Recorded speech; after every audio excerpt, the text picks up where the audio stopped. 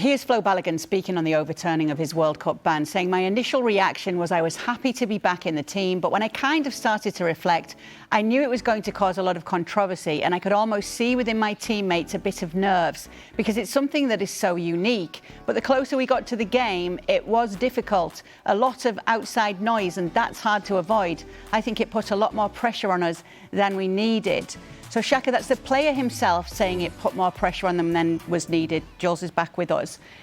Did it affect the team? He's saying it. Do you think it did? Given the result and the performance, the easy conclusion is yes. I would also go so far as to say it also affected Belgium. In seeing how it came together, I thought that was easily Belgium's best performance of the tournament. And you want to feel that a lot of the controversy that preceded it spurred them on in a certain way, but at the same time, you also felt that with the US, all the conversation leading up to that game, and while whether you accepted the overturning of the suspension or not, there were then questions as to whether Balogun should start or not.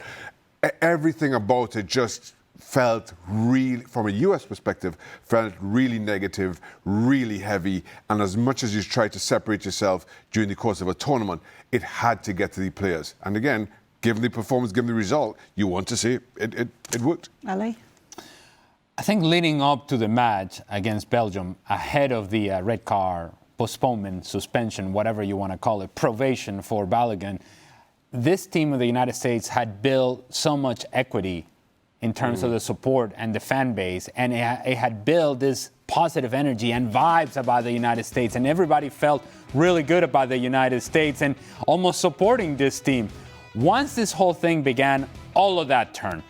It was no longer about the good vibes and the positive energy. It's all about sort of this shady business. How did this happen? And the turnaround was quick. People that got on the bandwagon got off the bandwagon real quick because they did not know how to feel about this whole red card situation. And unless you were a U.S. fan that seemed to be excited about the potential of having your best striker on the field, if you were on the fence about this team, you're like, no, see y'all later. We're going with Belgium or we're going with somebody else. All the vibes of this team disappear, and you could see it in the performance. So I have a slightly different perspective to this. I think the people that felt the most pressure would be himself, and then the change in mentality comes with the Belgian side. Because if I was a Belgian, I'd be incredibly motivated to make sure that we beat this USA side. And I think for Balogun himself, he knows that all the eyes are on him.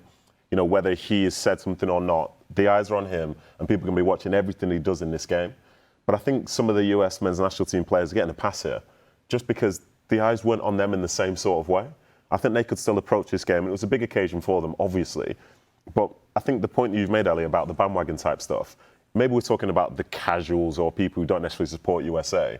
But from what I saw, the vast majority of the US supporters in the US still very much supported the team.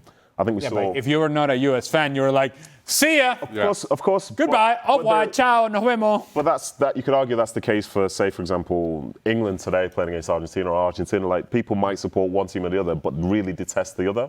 So I think from the US men's side of things, yes, they lost a lot of general football fans, but they were still playing at home.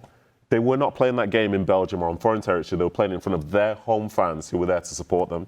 And the vast majority of them, that I heard anyway, were at peace with the fact that Balogun was available. They were excited about it. They were championing it. They were saying, look, we've got Balogun, and so on and so forth.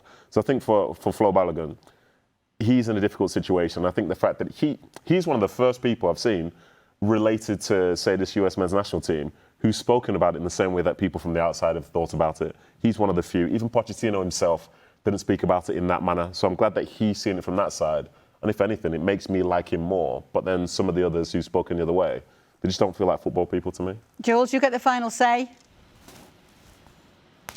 Yeah, I think it was a mistake. I think they made a mess out of it. I think if they could do it again, they would not do it again now. And I agree with Nedum. I think it's really fair and honest from Balogun to come out and say something like that. When he says that put a lot of pressure on us, he meant also a lot of pressure on me. And I don't think he coped well with that pressure and the expectation of, hey, you're back and you're going to win us this game now because you are Balogun and we did that for you. And he didn't ask for anything, Balogun. This was not his call at all. And I think he felt the victim. He was the victim as well, in a way, of that call that fell on him. Then he had to regroup, had to play the game, which was a difficult game against a team that in the end had a better tactical plan than the US anyway on the day.